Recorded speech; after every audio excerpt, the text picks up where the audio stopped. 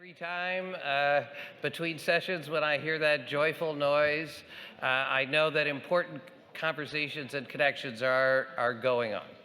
So welcome back. If you haven't been inflicting on you all these times, I'm David Wilkins. I'm the faculty director of the Center on the Legal Profession and a professor at Harvard Law School.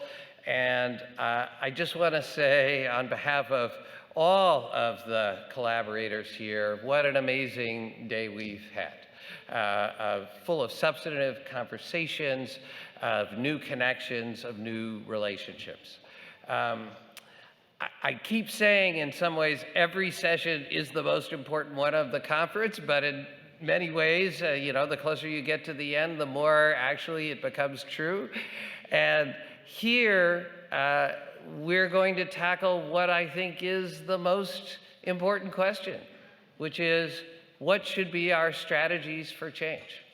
And in particular, what are the strategies that the people who are most affected by this issue, what strategies are they pursuing, and how can we support them, and how can we help develop even better strategies for change moving forward? As Deb Spar and I talked about when we first talked about this conference, oftentimes we have conferences in which we keep saying it's all about the future and the next generation and the young people, and then it's usually a bunch of old people like me talking about these issues. You will see that in addition to, nobody's as old as me, but in addition to people who are already senior and established in the field, we have some amazing voices from this new generation who are helping to shape the future. So we're going to start with some remarks from my boss, the president of Harvard, Larry Bacow. President Lawrence Bacow, I should probably say, he's still my boss. Unfortunately, he's traveling today, but when I told him about this conference, he said, please let me say a few words by video to address this group, because he said, nothing is more important to me than the issues that you are discussing. So we'll have a video from President Bacow. We'll then have a session led by Professor James Stock, who is our new Vice Provost in charge of sustainability. And then we will conclude with my partner in crime, Deb Spar, who has really worked with us every step of the way and who has really put together an amazing panel to think about strategies for change. So let's hear from President Bacow. Good afternoon. I would have loved to have attended today's conference in person, but I'm actually traveling at the moment. It's sort of funny to have just gotten back to campus and just to leave again, but sometimes that's the way life works. I hope you're enjoying this opportunity to connect with one another in person and to hear from the extraordinary slate of participants assembled by the event organizers. This truly is a joint effort among our schools, and I think you've seen throughout the day the undeniable value of putting people in the same room, getting them talking, seeing where those ideas and opportunities converge. The conversations that occur naturally at the breaks, when people have an opportunity to meet and discuss what was just presented in the last formal presentation. These moments of connection, I think, are, for me, some of the greatest benefits of life on a university campus. Higher education is fundamentally about bringing people together to pursue truth, to test truth on the anvil of opposing ideas, on the ever-present promise of a new or a different perspective, a new or different approach. In creating spaces such as this one, we not only invite the big questions, where are we headed? Why are we going there? Are there better ways that we might achieve our objectives? But they also give license to think freely about the world in which we would like to live, to become energized by the prospect of making change that works, making change that really, really lasts. This was part of the impetus for the formation of our new Salata Institute on Climate Sustainability. I believe that climate change really is one of the greatest challenges facing the world, perhaps an existential challenge. And our success in meeting the challenge will depend on our ability to advance literally on all fronts. Professor Jim Stock, who's among those speaking on my heels, has laid out a very ambitious research and education agenda that will engage individuals across the university at virtually every level. And we're going to be hiring new faculty in this area and forming new partnerships as well. At the same time, the Harvard Management Company continues to collaborate with other institutions that have adopted goals similar to ours in trying to render our entire investment portfolio carbon neutral by 2050. We're really biting off a big job. We have to establish benchmark conditions for the footprint of the investment portfolio. We also have to work with other institutions to establish processes for measuring change towards these goals. It's not enough just to determine what we've bought, what we've sold. We need to figure out, for example, how we're going to handle short positions that we have in companies with large carbon footprints. We need to figure out how we're going to handle derivative positions. These are complex, difficult tasks. We need to work together with our peers, with other institutions, so we can gain agreement on what it means to do this right. Leading in these areas, being a model for our students who we know will become leaders, is an important part of our work as an institution. Addressing environmental and social issues, demonstrating good governance, good citizenship is an important part of our work as an institution. In the end, governance is everything. It's very, very difficult for any institution to be better than its governing board, better than its governing processes. Ensuring the free exchange of ideas, even when the cost of some of those exchanges is discomfort, is an important part of our work as an institution. If we want to persuade other people to change their minds, we need to know what it means to change our minds as well in the face of better information, a better argument. Truth, veritas, really lights a path forward for humanity. Harvard is proud to be its bearer and to create gatherings such as this one. I hope you find the final plenary fascinating and inspiring. I can't wait to hear how the day has gone and to see the momentum that this conference generates.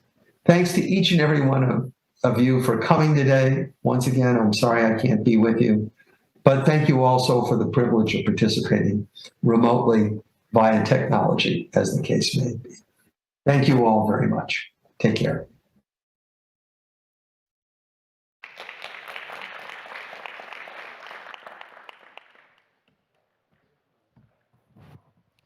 I'm Jim Stock, Vice Provost for Climate and Sustainability.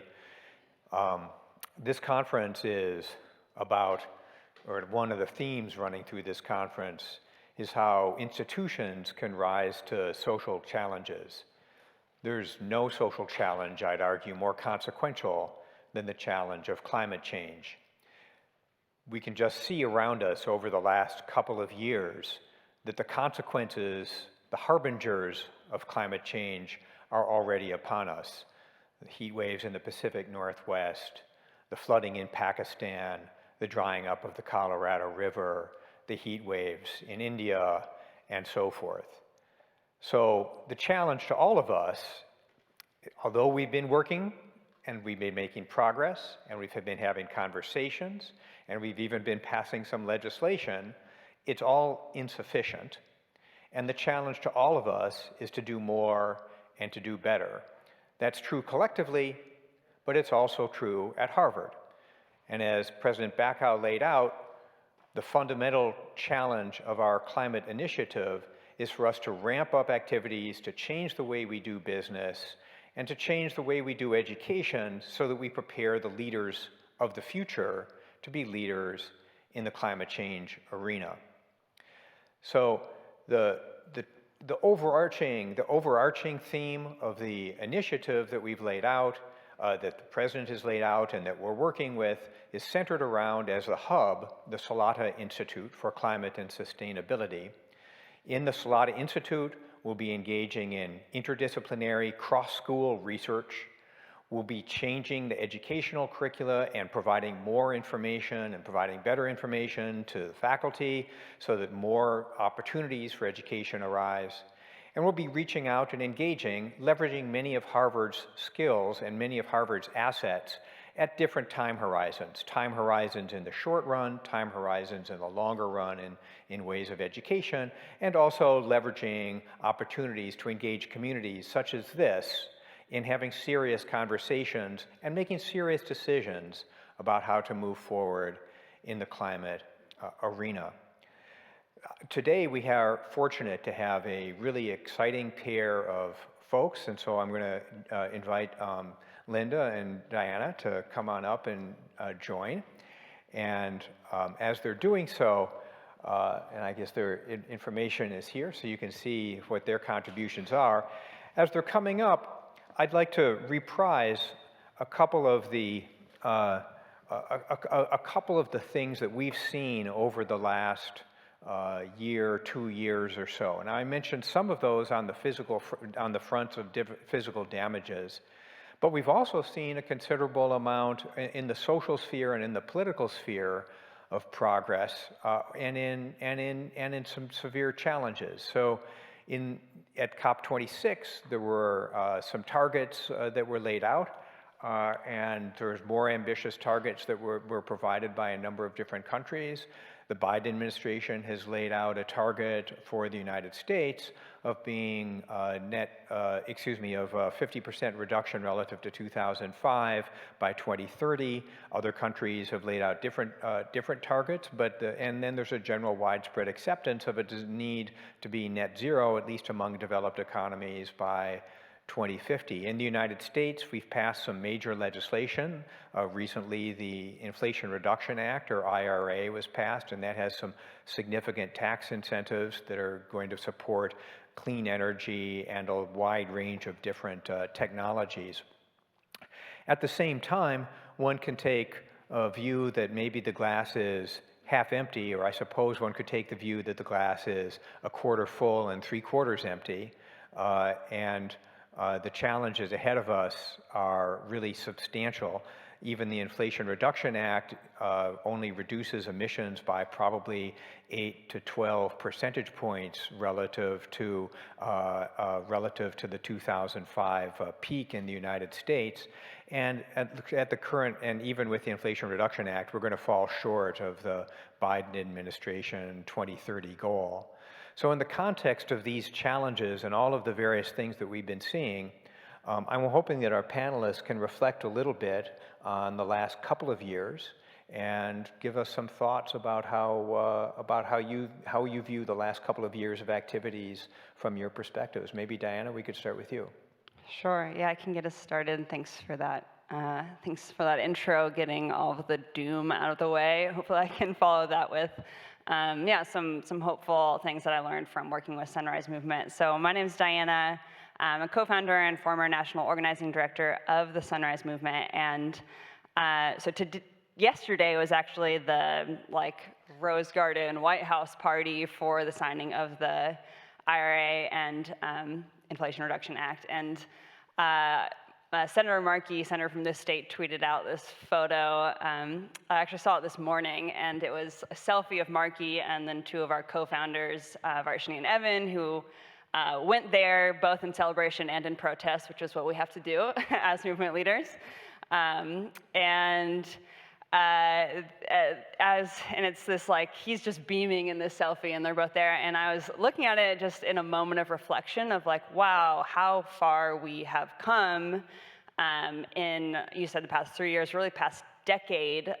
It's pretty impossible, I would say, to understate the amount of transformation in the conversation around climate policy that has happened in this country in the last decade. And I think the Sunrise Movement and Representative Alexandria Ocasio-Cortez and so many other people are very responsible for pushing that conversation. And somebody like Markey, Senator Markey in that photo, we would have totally been at odds a decade ago, and now he's one of our biggest allies in Congress. When I entered the climate movement in 2010, Markey was leading the cap and trade policy fight, which was at that time the biggest federal policy piece on the table. It was a technocratic, market-based approach to climate policy.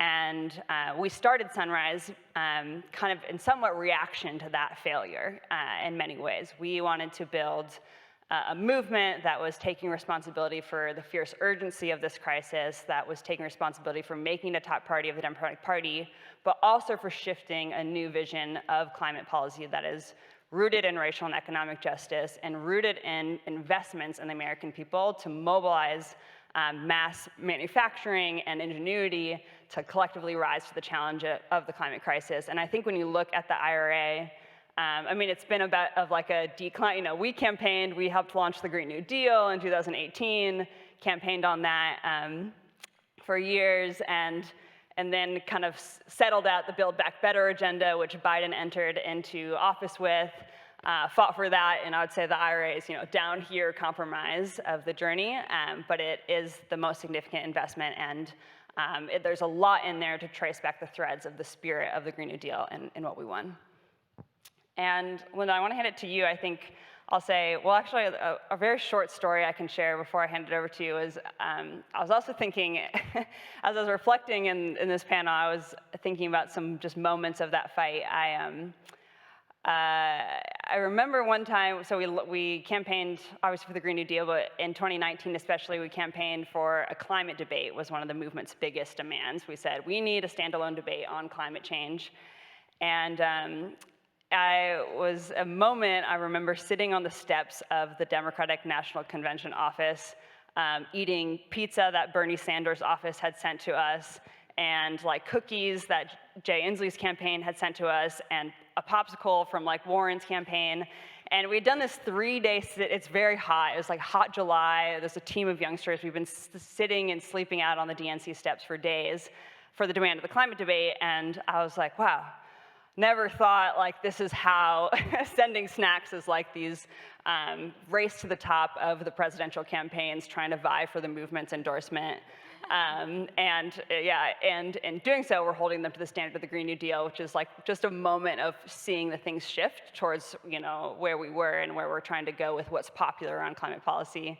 But yeah, the reality of there's been so much to celebrate, and it was an incredibly hard fight. It came down to one single vote. I mean, and very honestly, I went through every stage of grief and mourning that we would get absolutely nothing from everything that I'd been fighting for, and kind of had given up when, by the time we actually won this piece of legislation. And I say that to kind of hand it over to you, Linda, too, because I definitely believe we need mass government action to marshal the resources for this change. And I've very much come around that we need all hands on deck and many other strategies in full force to address the climate crisis. And many people are asking, you know, if we can't do everything with government, where else are we going? What else can we do? So we come from very different aisles of the work, different areas of work, and excited to be on this panel with you to share more about your side of the work. Yeah, absolutely. So honored to be on the same stage as you. I mean, as we've been talking about off stage, you know, we typically don't talk to the same audience, and I really do think that it reflects the systemic nature of climate change, that all of us in our own, you know, corners of society really need to be taking action in our own spheres of influence. And so where, you know, I sit, reflecting on where we are now and kind of what the challenges have been and what the lessons might be, you know, I think one of the things is that we would all love to have had stronger, more consistent signal from policy. But I think that investors and companies have actually not been waiting, and many of them have actually really forged further ahead than what regulators and policymakers are eventually going to ask them to do. So my perspective is very much from making change by trying to direct the flow of large pools of capital to address the climate risk. And I work with some of the world's largest pension funds and sovereign wealth funds, and together, you know, they have to steward trillions of dollars of capital that is the retirement savings of our teachers, our firefighters, our government employees. And you know what I've seen by being the largest supplier of ESG data to these investors is that, over the last few years, I've been doing this for 15 years, and it's really only in the last few years where we're really seeing companies bring climate risk into their agenda, and it's because of the investors and the providers of capital. These large institutional investors, they may not make the headlines, but many of them have been systematically looking at their portfolios and seeing where the pockets of climate risks are. Because for them, that is the future economic security of the beneficiaries that they're stewarding capital for. And they really don't like what they're seeing, and they shouldn't.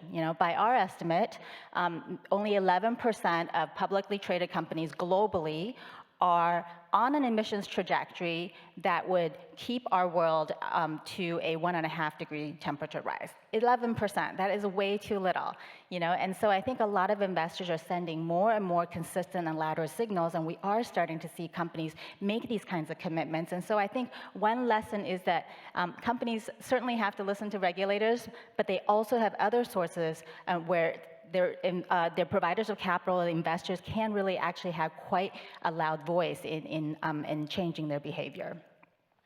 And both of those sets of comments really resonate, and I guess I just want to underscore or whatever, raise up some of the contributions that Sunrise and the youth movement more generally have made. What Sunrise in this instance and for this problem especially brings a particular sense of moral authority and a sense of the forcing of the political system having and people of my generation recognizing that we have a responsibility to do far better than we have in the past. And the accomplishments that Sunrise has made are really exemplary. So yes, things are compromises, but boy, it's exciting to see those compromises actually push forward to meaningful change. So as we look forward from where we are now, and think about the stuff the accomplishments that have been made and the challenges that we have, and of course how things are actually going to be getting worse on the physical side as temperatures warm. What do you see the major activities going forward, or the the next paths in your sphere about what areas to work on? What are the next challenges ahead? I'm gonna go first. I'm like instantly in my head. I'm like, well, there's a lot to do. There's so many, and there's a lot to celebrate in Inflation Reduction Act. I wish it had a more exciting name, but we'll say that over and over again. But then, policy-wise, there's so many fights on the table. Yet to be won. And like personally, I've made the choice to go back to grad school, kind of transitioned out of national movement leadership, and I did that because I want to be part of that work for the rest of my life and to help lead the decarbonizing of my economy where I come from in my home in Virginia. And so on many fronts, there's everything we didn't win around transportation and housing and all the ways in agriculture, the ways we need to transform our economy that are waiting for us to tend to.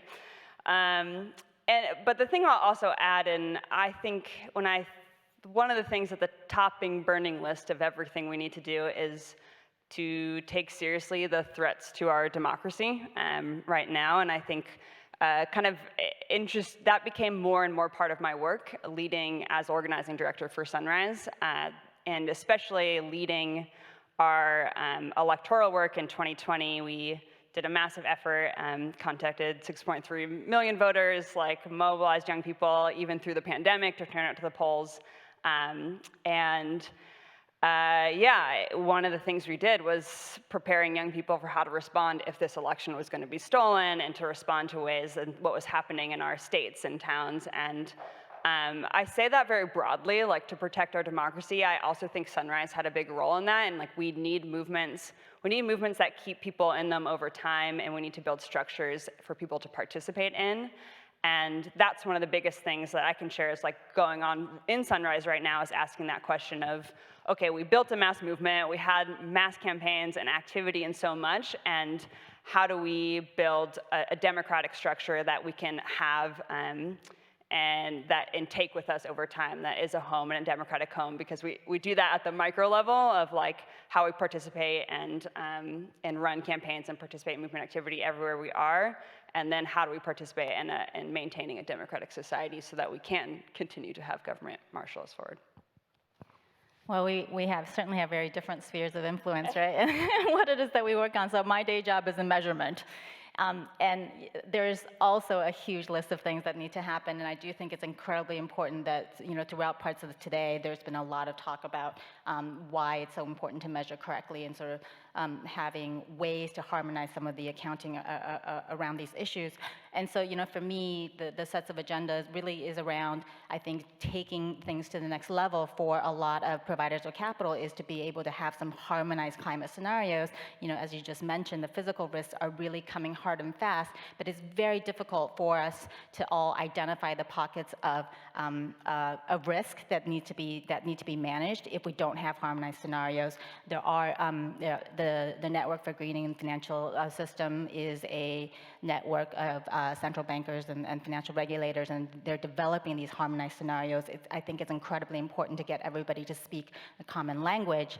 Another area that I think is extremely important that we're very focused on, as well as many people in the industry, is that we have spent so much time measuring in a way that is much more backwards looking, right? All of these kind of emissions, carbon emissions, carbon intensity, it's really what happened yesterday, and actually really last year, if not further along. And what we really need are forward-looking metrics. What we really actually need are simple, understandable ways to understand where companies are positioned in terms of their future trajectory. Like, where are they actually headed?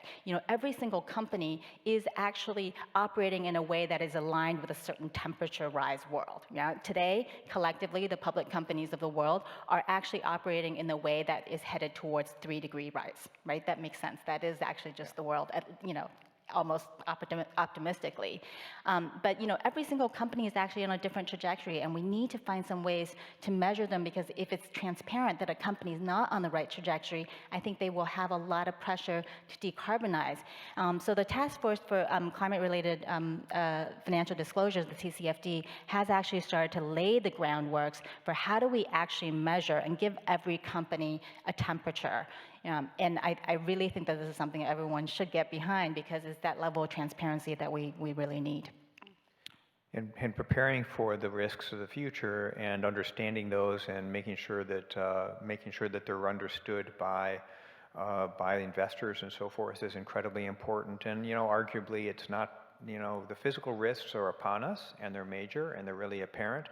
But the transition risks, at least in my view, are at least as large or greater. And I think we can even, one could even argue that the situation in Ukraine and Russia's willingness to attack is, it's at a point where it's going to be, it's only going to be a declining petrostate in the future. So this is an opportunity to leverage what it has. And I think we're seeing those transition risks, which are incredibly difficult to quantify and incredibly difficult to put into models and scenarios.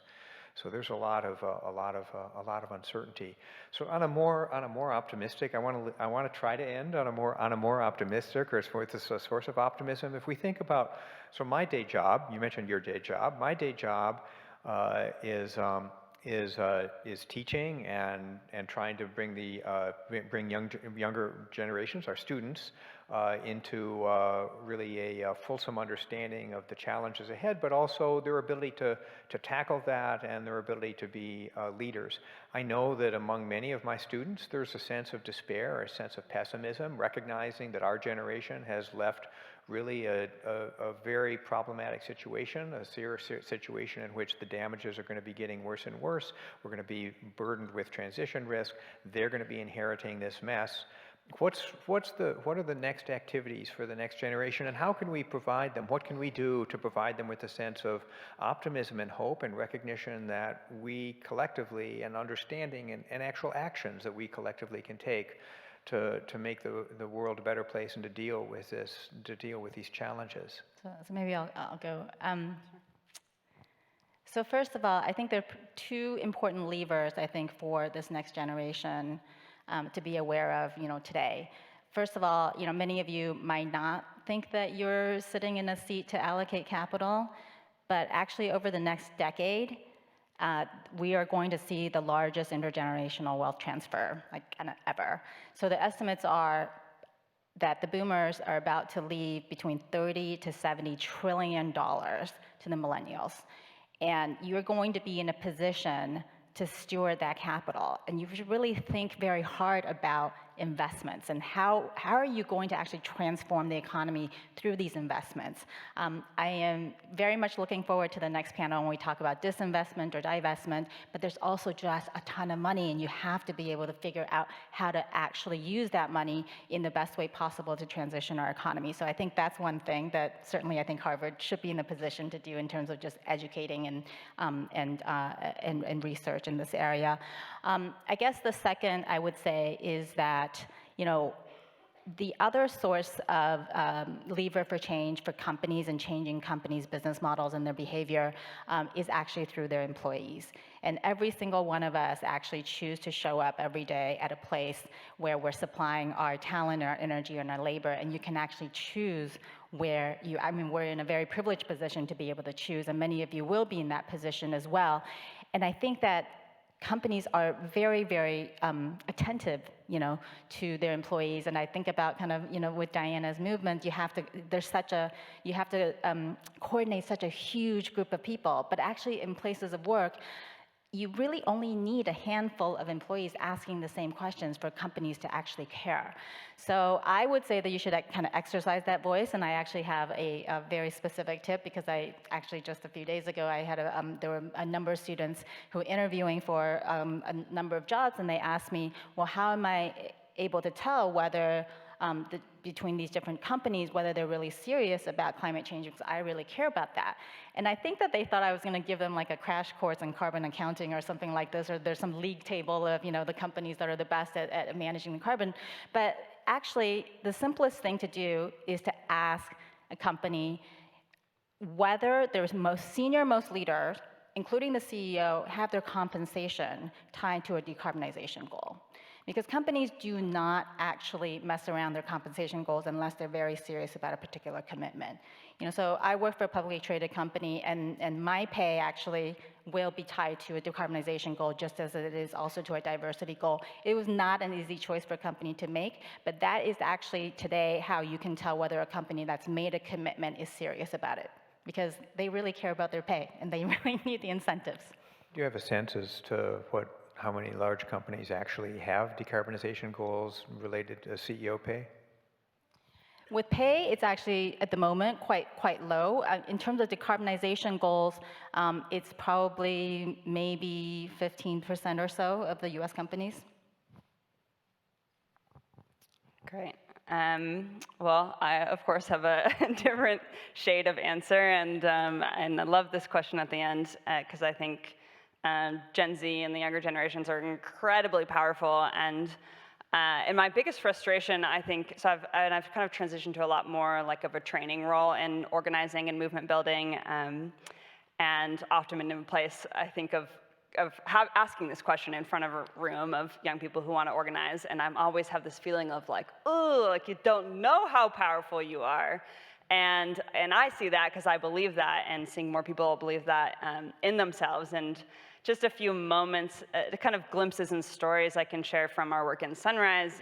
Before we were the Sunrise that everyone knows for launching the Green New Deal, the very first campaign we ran was called the No Fossil Fuel Money campaign.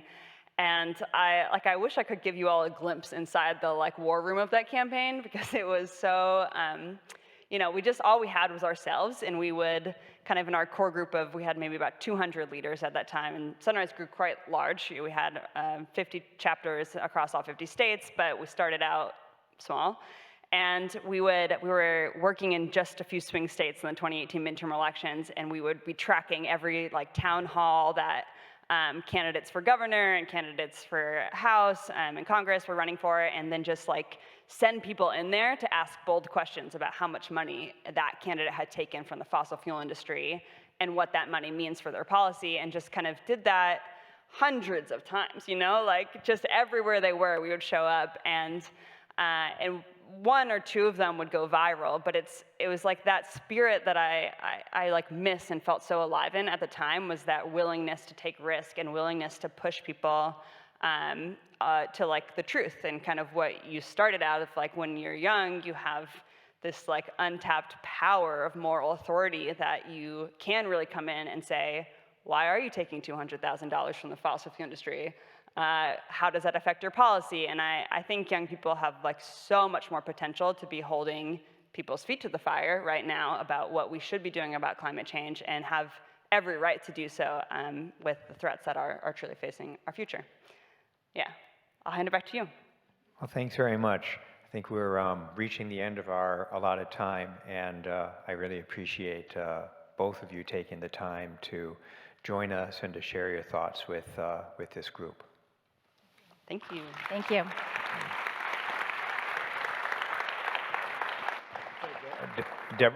Deborah Spar is in charge of the next part of this tag team, and you've seen her before.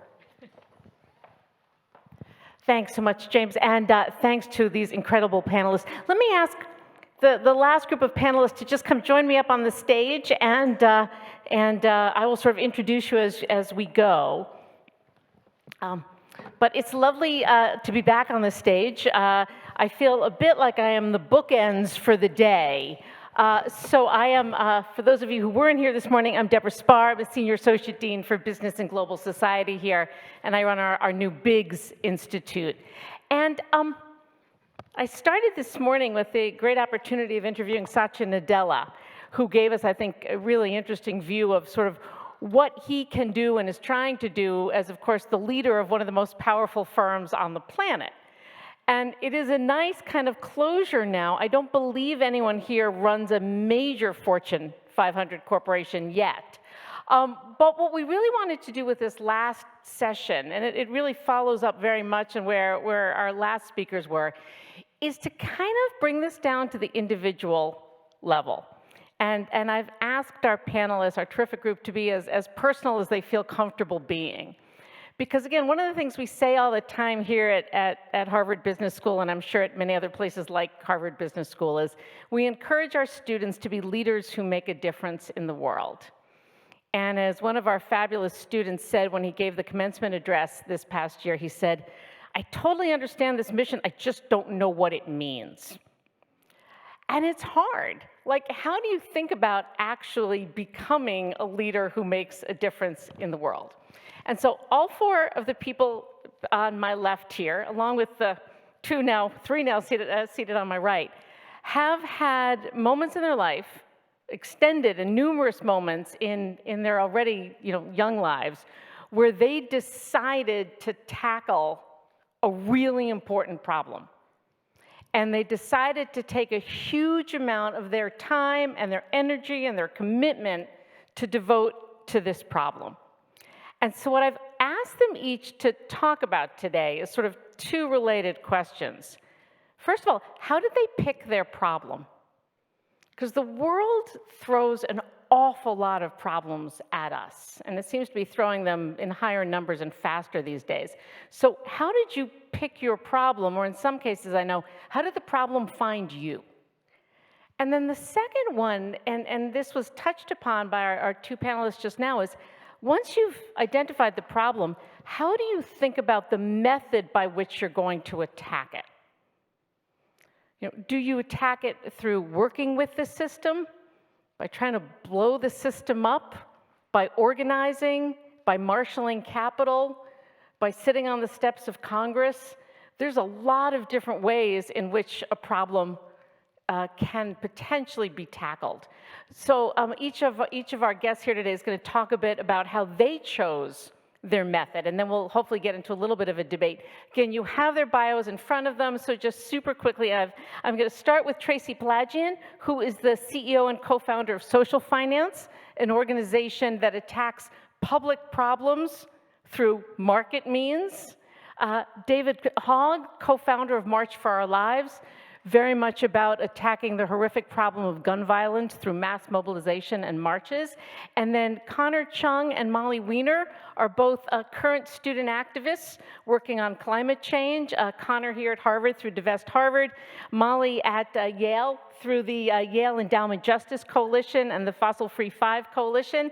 And they will talk about the methods that they've chosen, and then hopefully we'll have an opportunity to kind of compare and contrast. So Tracy, can you start by telling us a bit about your story?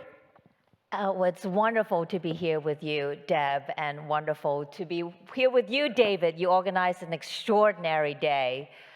We are indeed at the last block of the bookend, and as David said earlier, maybe with you, Deborah, I'm the other old soul, and I'm incredible. I want to just start by saying how wonderful it is to be with you, to be among such inspiring change makers. But the lever through which I have chosen to make change is actually to work and improve our existing systems, the existing systems in which we currently operate. And so after many years in the private sector in consulting and asset management, 12 years ago, I started Social Finance, which is a pretty unusual nonprofit working at the intersection of finance and policy to drive measurable outcomes. But before I even get into what we do at Social Finance, I've been thinking about, since our call with you, Deb, why have I chosen this lever for change?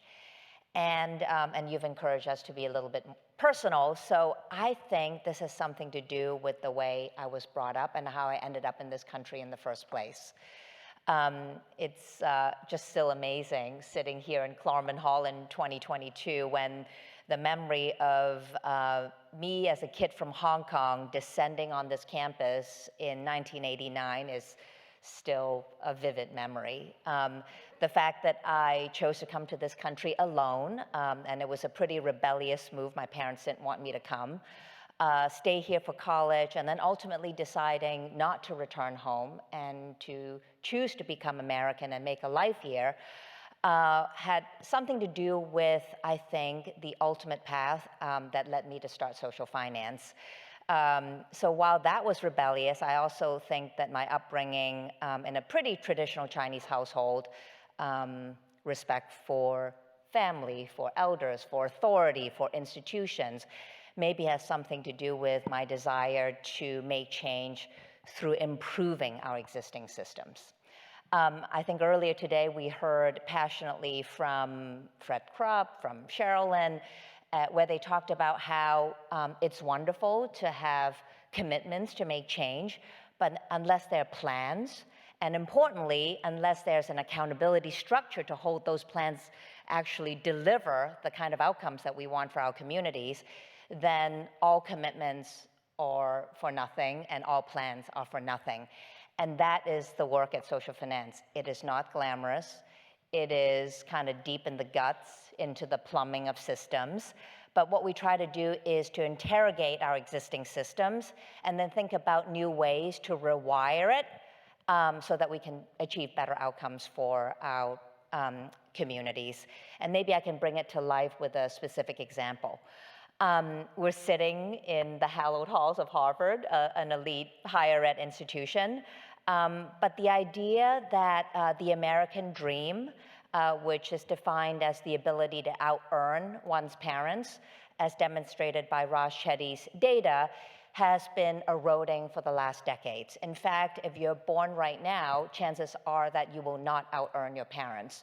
So the whole economic grand bargain that you would save to go to college, then find a great job and achieve economic security for yourself has been completely broken, not least leading to 1.7 trillion of student debt, notwithstanding what happened a couple of weeks ago on the forgiveness program, which I think speaks to actually the root causes of the challenge, but also just generally speaking, whether it's a higher ed system or the workforce development system that our government spends on helping people get upskilled and reskilled, I think that we can all agree that the current education and training system is not delivering for workers, and it's certainly not delivering for businesses who are desperate for this talent.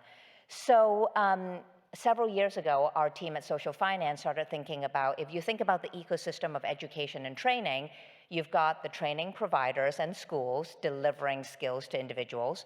You've got employers at the other end of the system hiring these people. You've got government as the major investor in our country's human capital system. And you have the workers themselves. And what we thought was that, isn't it unfair that the status quo is that all the risk is actually borne by the individual?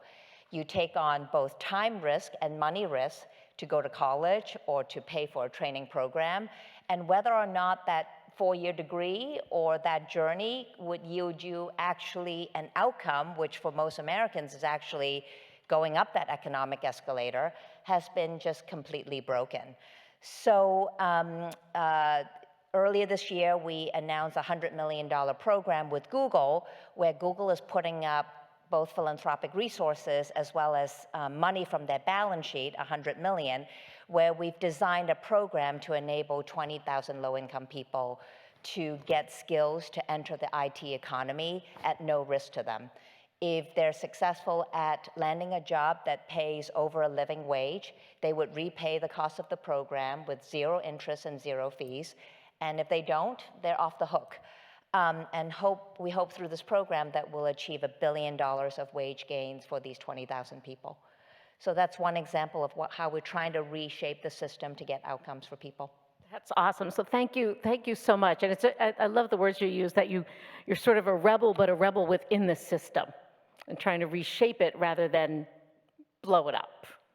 So let's turn over to David Hogg, and we are, Tracy, as you and I noticed, we're sort of the elders in the room. I don't know about that. So we're handing things over in good spirits to the younger generation. And David, I know your story has a particular tragedy to it, but if you could just tell us a bit about what's brought you to the work that you're now doing. Well, first of all, thank you for having me here. I think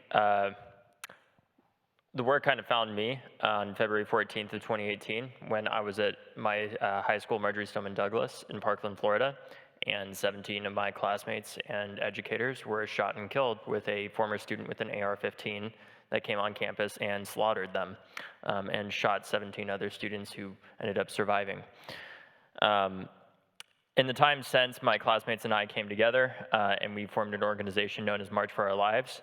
And I'm not going to bore you with the details of what happened in between, but I'll just give you the greatest hits. But know with all of these came enormous amounts of sacrifice, pain, blood, sweat, and tears, and lots of therapy that came with all of this. Which is basically, we decided to start doing boycotts of companies in the immediate aftermath that had supported and partnered with the NRA. And from there, we started going after a small part of, going after NRA TV, which got shut down within 2 years because it got defunded because of some of the work that we did.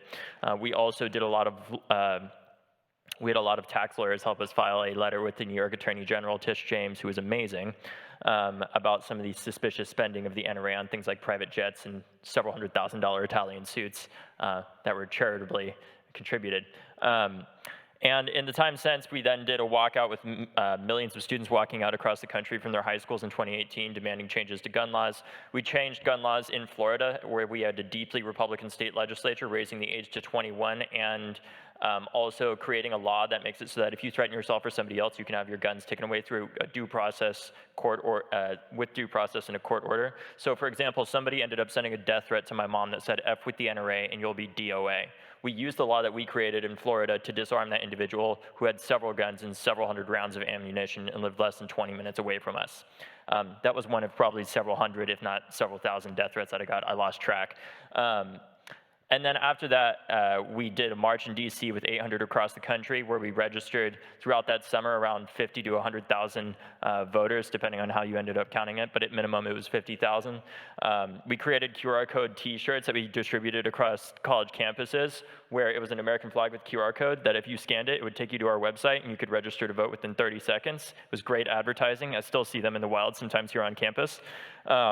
And then in the time since, we had the highest youth voter turnout in 2018. We went and defeated more NRA-backed politicians than ever before in American history in the House of Representatives by turning out young people in low propensity turnout districts where kids had walked out. And then beyond that, We challenged President Biden by having a similar type of debate to what Sunrise kind of tried to do with, but on guns, where we brought all the presidential candidates together and challenged them on their stances on gun violence prevention, and helped elect President Biden as, at least on paper, the most pro-gun violence prevention candidate in American history. Now, he doesn't have all of Congress, but it is what it is. He supports an assault weapons ban, and with that, we also passed 150 gun laws at the state level. We got one of the highest youth voter turnouts in American history, actually the highest ever, in combination with our other movements, thank you, to help turn out young people despite a pandemic.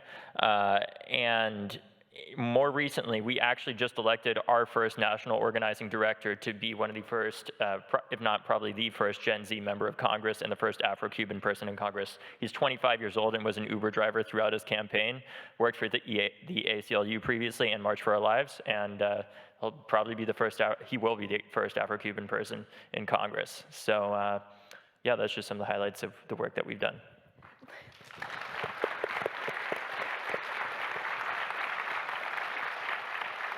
So first of all, thank you for the amazing work you've done. On a shoestring budget in comparison to most national organizations, by the way. So if any CEOs in the room want to contribute, you come to me. We have a C3 and C4. As I confessed to you earlier, and I'm embarrassed to say this, the very first march I ever participated in was one of your March for Our Lives. I was that inspired by the work you've all done. I should have done this probably 30 years earlier. But thank you for getting my husband and me both out on the street with signs and everything. But let me ask you something, just playing off what Tracy said. How would you kind of define the work you've done? Do you see yourselves as working outside the system or inside the system? Are you trying to reform the system? Because the way you described it, it sounds quite political, that you're actually working to register voters and change laws. Do you think you're working inside the system or outside it? I don't think it's either or. I think it's both. I think it's that we have to use all the tools. I don't want to take up too much more time. I also forgot to mention we passed the first gun law in 30 years recently. Small thing. Wow. Yeah, I think we have to do both because I imagine change kind of like a toolbox where you can't afford not to use any single tool. I think voting is a little bit like a crowbar in that it's really good at like ripping stuff open, and especially in primaries in places like Massachusetts to help elect better, candidates. But we have to use all the tools at our disposal. Some of those are within the system and some of those are without. Sometimes it means going and doing a die-in on the supermarket floor at Publix to protest them giving money to NRA-backed politicians, right? Sometimes it's other forms like that, but I digress. No, that's great. Thank you. All right, so continuing, we have Connor, another Harvard, you're a senior now this year, right? Connor Chung, who's been very involved in the Divest movement. And so Connor, again, if you could tell us a little bit about your journey, why you've decided to devote so much of your time and energy to this cause, and using David's analogy, what are the tools you've chosen? And how do you think of the toolbox and the options that you have? Absolutely. Well, thank you so much for having me. My name's Connor Chung. I'm a senior here at the college, where I study, among other things, the history and political economy of the climate crisis. And it's just so exciting to see this group of people here today. So thank you so much to HLS and HBS and the other sponsors. Thank you to my fellow panelists, and thank you all for being here. Let me just dive right in. As a young person, the climate crisis is personal. It's easy to talk of climate change as some fuzzy, indistinct thing in the future for future generations to deal with. But as a young person, it hits differently. We know, looking around at what we're seeing in the world today, looking around at the projections of what's to come, that it is our futures and our presents that are on the line. And I think that realization is one of the reasons why climate activism has become one of the defining trends of our generation. We see that society, governments, corporations, financial players, other powerful actors are not on track for a future of climate justice. We see immense lies and greenwashing and inaction, and we're sick of that. But we also see the immense opportunities to craft a better future, to craft a future of good jobs, to craft a future of a safe environment, and to craft a future of climate justice. And I think, that kind of window, the moment in history at which we are, when we have such an immense ability to make a difference, is part of the reason why so many young people have got involved in the fight for a more just and a more stable future. So I just want to speak about one tiny slice of that movement, one part that I've been privileged to participate in, and that would be the fossil fuel divestment movement. So first, a bit of context. The divestment movement began about 10 years ago when a group of activists and scholars and financial and economic analysts and others realized that we have a problem. That problem being that investors are not prepared for climate change. The amount of carbon at the disposal of major fossil fuel extractors is far larger than the amount of carbon that can ever be safely burned if we are to have a hope of remaining within 2 or 1.5 degrees. And so left unchecked, we'll either have a future where these companies pursuing their bottom lines leads to immense financial and social instability, or we have a future where we have a bumpy transition where transition risk manifests means that there are a lot of losers in the energy transition. And neither of those are what we want, neither of those are what we need. Even today, fossil fuel companies just aren't getting serious about the climate crisis. On an industry-wide level, according to the IEA, the sector spends an average of 10% of its capex on low-carbon technologies. Every single fossil fuel major is engaging in exploration for new fossil fuel resources in direct contravention of most serious net zero pathways. All of the largest fossil fuel companies retain membership of trade groups that continue to lobby against climate action and spread misinformation. As a result, this is a sector whose core business model is just not well aligned with the demands of the energy transition and which is not well positioned to share in the gains as society decarbonizes. Exposure to this industry is moral risk and it's financial risk. So that realization 10 years ago is what caused people to get together and start calling for divestment. For context, this was a movement that had arisen several decades earlier in the fight against apartheid in South Africa, where the social and economic pressure of divestment was essential in ending that grave injustice. And people realized that it could have the same impact on climate. By divesting from fossil fuels, institutions could rechannel capital towards climate solutions. Institutions could play a defensive game and reduce their own portfolio's exposure to physical and transition risk. And crucially, institutions like universities could help mobilize generations of young people on the verge of entering the public sector, on the verge of entering the private sector, on the verge of entering civil society to make a change. I want to dwell on that last part, movement power. Markets can be really powerful tools, but they have limits. It's magical thinking about the benevolent nature of the invisible hand that got us into this crisis, and it's magical thinking to think that merely shuffling around a few incentives and opening up a few new markets will be enough to fix this problem on its own.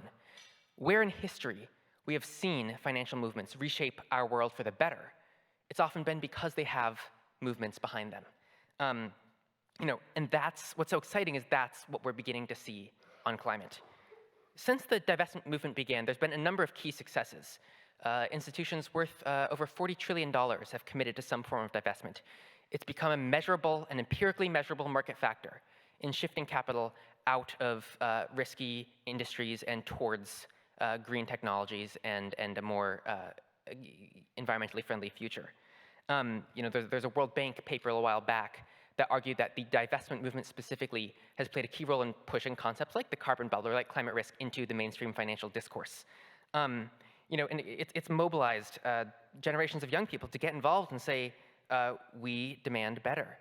On a personal level, on a level right here at Harvard, I was so very proud that almost exactly 1 year ago, after years of protests and meeting with administrations and legal challenges and conversations and consensus building, Harvard University committed to divesting from fossil fuels. Whether it's universities or governments or corporations or anyone else in between, everyone has a role to play in pushing for a more sustainable future. One of the reasons I was so thrilled to see Harvard get serious about this is because a university has such an immense ability to contribute to this fight. Because our generation is tired of climate inaction. We're tired of empty talk, and we're tired of seeing our world slip closer to extreme and grave injustice. But we also see, and I think this opinion is likely shared with many in the room, that if we carry out the energy transition in the right way, there is such a great opportunity to build a better future starting now. I've been proud to be one small part of the movement pushing for that, and I'm thrilled to hear more from you all about what you're doing. So I think I'll end my comments there, introductory comments, but thank you so much once again to everyone for being here, and I look forward to hearing what everybody else has to say. Great, thanks so much, Connor. And last up is Molly, who is also a student, is only a sophomore at Yale, and has also been involved very much in the climate movement, although perhaps through slightly different channels. So Molly, if you could tell us a little bit about that. Let's see this one. Hi, my name is Molly. I am a sophomore at Yale College studying environmental studies, and I am also involved in fossil fuel divestment activism from a little bit of a different lens than Connor, which I will get into briefly. I'm also from Northern California, which is what primarily brought me, or sort of, how the climate movement perhaps found me. So I really see my adolescence as marked by climate disaster. Several devastating wildfires struck my area. There were several days of my high school that were canceled because the smoke was so intense and thick that it was too dangerous to walk outside to school. Not only wildfires, but this issue was compounded by extreme heat and drought, and this worry that even if there is a wildfire, there's no water to fight it.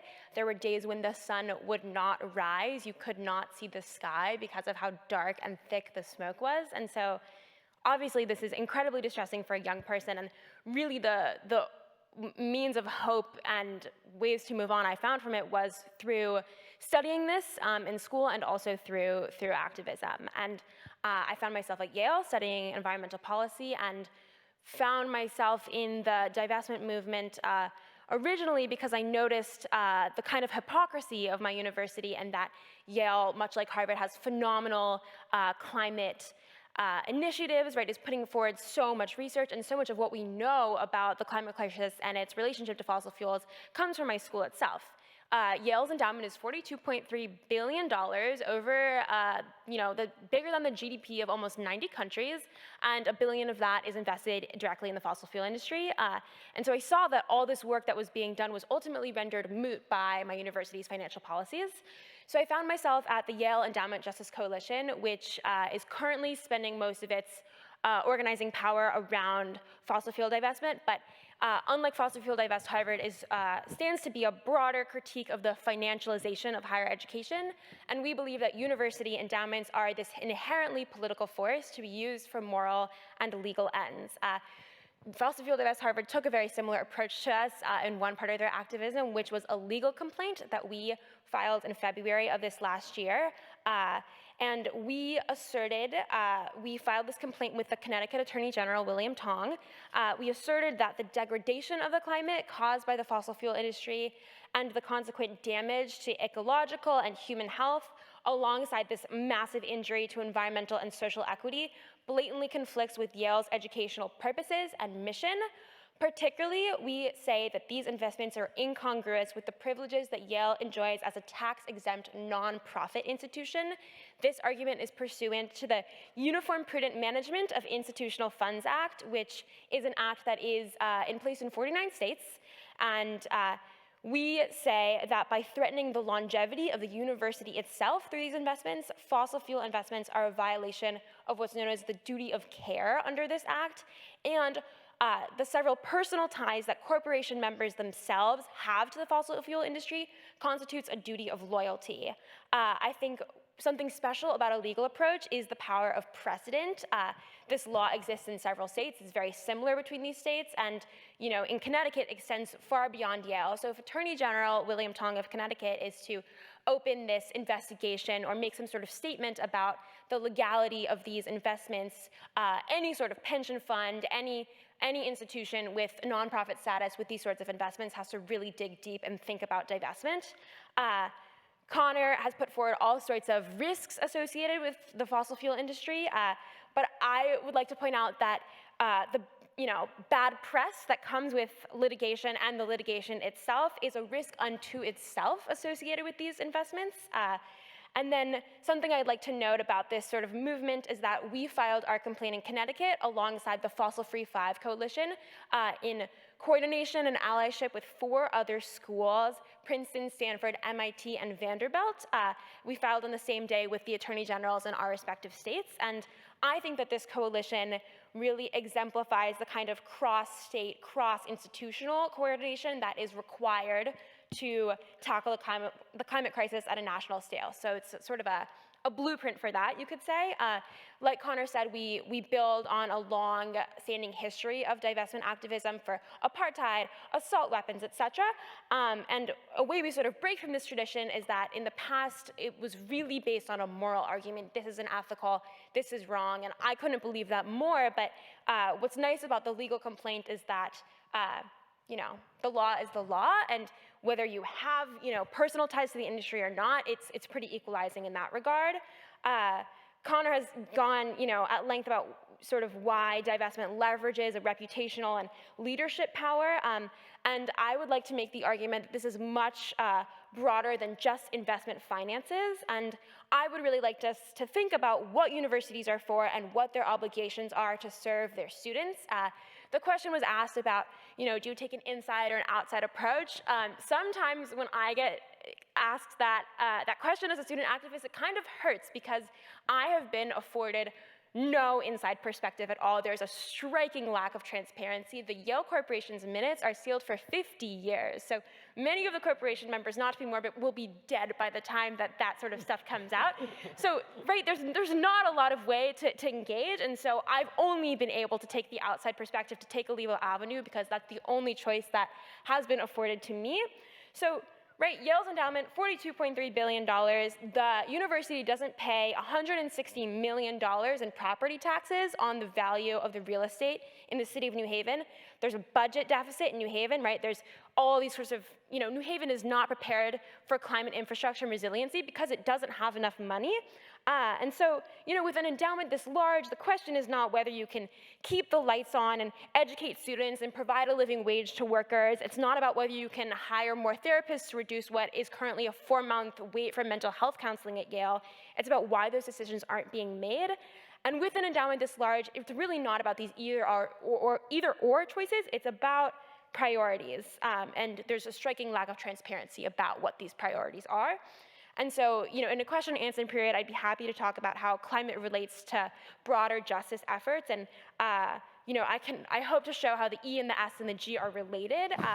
But I guess I'll end with, in the most basic argument, all 5 schools and my coalition are already affected in their day-to-day abilities to function because of climate change, right? Wildfires in California at Stanford, the underground library at my school is currently having water vacuumed out of it from a giant flood and a hurricane. And so the point that was made earlier this morning about it's not about the next quarter, it's about the next generation. It's also about right now, and this is pressing and current, and I'm excited to speak about it more. Thank you. So thank you all very much. So I have to confess to you all, I did a little bit of false advertising without realizing it. We're actually not going to have time for Q&A. But what we are going to do, we have a few minutes left, so I get to do one more Q, you get to do one more A. And then I believe we can all go out and mingle, and I hope you'll have lots of opportunities to ask all of these questions that have arisen over the course of the day. But let me, and Molly, if you don't mind, I'm going to now run this backwards, so you get to go first. But I want to ask a version of the same question I asked Satya Nadella this morning, which is, like, if you had the genie in the bottle or the magic wand, and Molly, you gave a great opening. You said you've been forced to work from the outside. Like, if you could get inside, and if you had one wish, what would you like the government to do that would make your world easier? Or what would you like business to do? So what's the one thing that you think outside of sort of your world would make this fight easier? And then I'll ask all of you to think about that. So it's the magic wand question. I think I used to be, right, when you used to ask me what my ultimate goal was, it would just be like, we do this legal strategy and Yale sees it and they panic and they divest. And that's not what I think anymore. I would much rather this investigation go through and grow through in full, and that divestment from my university arrive from that, because there really is, I think, we are starting to ask the kinds of legal questions that really have not been asked before. And at some point, if you're so entrenched and involved in the finances, if this is your profession, I don't think you're going to ask the most base questions of, is this right? Is this legal at all? And so what I would hope is that, you know, everybody who has this decision-making power really thinks about, at the most basic level, at the most basic laws, like the questions of, is this okay? And I think that requires taking a step back, and I think it requires like the sort of external legal action, communication sort of thing to happen. Thank you. And Connor, what about you? In particular, like what could governments or business or some other entity do to advance your cause? Yeah, you know, I've been listening to many of the great talks here today, and one concept I've been hearing come up over and over again is that of the stakeholder capitalism, stakeholder engagement, stakeholder equity, so on and so forth. And I think what governments, business, et cetera, need to do is ask, who are your stakeholders? You know, it's easy to speak in vacuous terms, but when it gets down to business, who is it actually that you're working with? And my one ask of anyone is to realize that young people are a core stakeholder constituency, that if we actually want action on climate, if we want to move on from the mistakes of the past, and we want to build a better and fairer future, we have no choice but to listen to the voices of those who are, facing who are on the front lines of the climate crisis. And we have no choice but to ensure that we actually give these voices power and meaning and significance. And so there are all sorts of different ways in which young people can have voices when it comes to actually making a difference on climate change. I won't bore you all with getting into the list, but my one ask would be to just take these voices seriously, because this is a fight that we're all in, but this is a fight where we all have different and unique perspectives. And let me just play on that for 1 second. I have a number of my fabulous colleagues here who work on climate accounting and climate finance. And I know, and I'm speaking above my pay grade, but you know, there's a lot of really interesting work on how you come up with different financial metrics for counting the future in different ways. You know, and right now we have a financial system that prioritizes the quarter.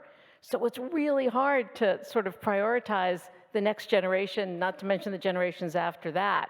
So I think the role here of the financial system is really important and complicated, and that's hopefully some of the work that we can collectively start to do. David, different problem. What's your magic wand?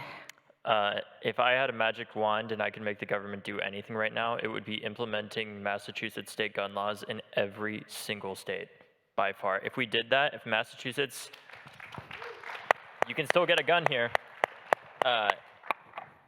If every state had the same gun death rate, obviously correlation is not causation, but if every state had the same gun death rate as Massachusetts, we would more than have gun deaths. We would save 30,000 lives a year with laws that are already on the books and have been proven as constitutional here in a country with more guns than people. So if I was the government, that's the first thing I would do.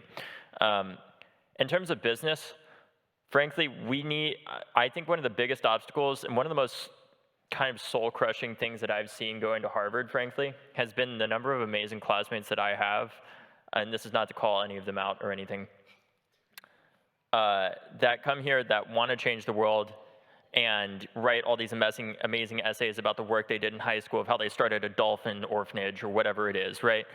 And say, you know, whatever crazy story it is.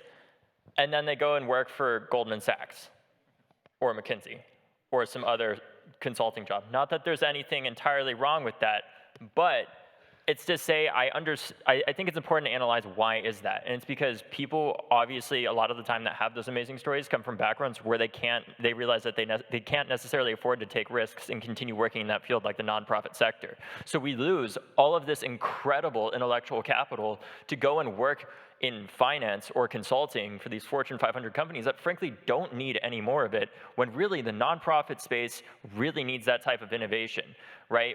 The way that business that wealthy donors can help is sustainably fund nonprofits in a way that helps pay for the unsexy things.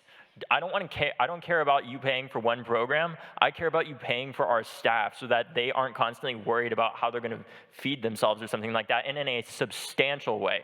Not something that's just barely a living wage. I mean in a way that we can start to compete with some of those consulting firms. If we actually want to get serious about change, we will have to invest to get the best people we can to actually fix the world. Because if we don't, there will be no world. +1 to that as a nonprofit person. And same for government, David. As I think about this conversation, I want to bring up what we discussed in the afternoon breakout. We talked about 3 kinds of change makers that we need in the world to really make change. You need agitators, and we need to have people talk about grievances that they have in the world with vigor, with authenticity, and we need the rest of the world to listen to them. We need innovators. We need people to be inventing new solutions and testing and constantly iterating. And then finally, we need orchestrators, because once we have those solutions, we need the system to take it to scale. We need markets, we need governments, we need all the enabling pieces of the environment to bring this to scale so that everyone can benefit. And as I think about this conversation, the greatest hindrance to supporting agitators, innovators, and orchestrators, and by the way, universities have a massive role to play in all 3 categories, is that the world at large, if my magic wand is that all these 3 kinds of change makers and the rest of the world who may not be change makers yet, that everyone sits down to listen to one another and welcome discourse. I have learned the most from people that I disagree with. And if we can just really listen to the other side and be willing to change our minds. I think it was Emerson that wrote beautifully that foolish consistency is the hobgoblin of small minds. I think that we can make a lot of progress because we're all after the same thing, which is that we should place people and planet at the center of our decisions. And we just want to get there sooner than before everything takes over and it's too late. Well, thank you all. I could not have asked for a better set of conversations and thoughts. And I'm struck that at one of this morning's panels, Sherilyn Ifill, I thought said something so profound, which is, everybody's got a role to play here. But figuring out like what that role is, and I love your term orchestration, like how the pieces can get brought together. So, none of these problems are easy. But just hearing sort of the clean lines that you all have about how we get here and how various other constituents have to be brought kicking and screaming or paid off, and the role of, hopefully the role of universities like Harvard, like Yale, with all of their flaws and foibles, and God knows we have them, but we've got to play our part in this, because if we don't, there's not a lot of alternatives. So thank you all. I'm going to turn it over to David, who'll put a nice, neat bow on everything.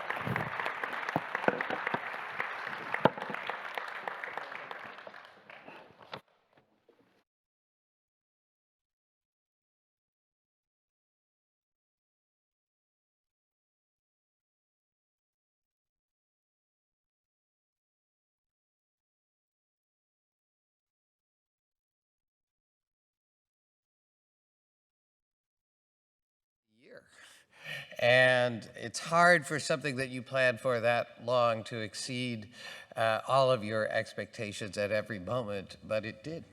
And it did because of all of you, of all the panelists, of all the participants here, the ones who are online, the ones who will be watching online, and all of the incredible volunteers that worked here. And again, I can't name them all, but I'm going to ask everybody who volunteered on this, whether it was at the coat checks or at the registration tables, directing people, getting speakers here and there, the VIPs. We even had Secret Service agents, although they probably don't stand because you're not supposed to know who they are. My incredible team, again, of Brian Fong, Dana Walters, Tashana Santos, Megan Daw. Just stand up and let everyone shower you with applause, please.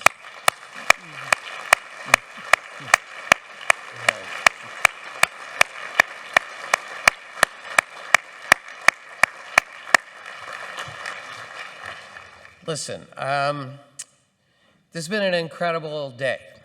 And I promise I'm not going to hold you, to stand between you and the refreshments, some of which are adult beverages, I promise, that are waiting at the top of the stairs there. But it has been an incredible day. And this promise I make to you, that this is the beginning, not the end of the conversation. I hope that these conversations, as Deb said, will continue over some adult beverages, although only if you're 21. We do have to card here because we are a university. But we hope they'll continue for much longer because there's so much more to say. We promise that we will try to make these conversations broadly available. So the live stream is going to be put on all of our respective institute websites that people will be able to view it. And I have no doubt that many, many people will view it, not in the coming weeks and months. As I said before, we went out to our thematic sessions, which were incredibly rich, the one that I was in, and I've heard from others, and Tracy, what you just said about the one that you were in and many others. We have amazing student volunteers who have got to record the substance of that, and we will also make that widely available so that we can have that part of the conversation with us. Jim, I know that your new task and your new institute is something that you welcome, a conversation from not just the Harvard community, but from anybody about what we can do here as a university to help. And I know I speak for President Bacow when he said one of the reasons he was sorry he couldn't be here was that he wasn't able to engage directly in these conversations, but we hope we'll find ways and spaces to continue that conversation. Because, as so many people have said, the stakes are too high not to. But as I said at the beginning of this session, this last one really was the most important because it really is about what are we all going to do. And there were many important strategies discussed. When I thought about the name for this, I thought about Albert Hirschman's great idea of exit, voice, and loyalty. And I think what we heard was we need them all in varying degrees by varying people, as you said, Tracy, so eloquently. But most of all, I think you heard what makes me feel so privileged to get up every day and be a professor at this great university, is that I get to be surrounded by incredible young people like we heard from today. And these young people have been through a lot. I mean, David, thank you so much for sharing your personal story, but everybody could have shared a story that was a story of trauma and loss. And indeed, this is a generation in many ways that has been and is being shaped by trauma and loss. We've all gone through trauma and loss in these last 2.5 years. And as one of my colleagues who has helped us, guide us through the pandemic says, you know, you think now the worst is behind us? No. He said the worst, in many ways, or not the worst, the hardest part is yet to come, because it's only as you come out of trauma that you begin to realize how much that trauma is.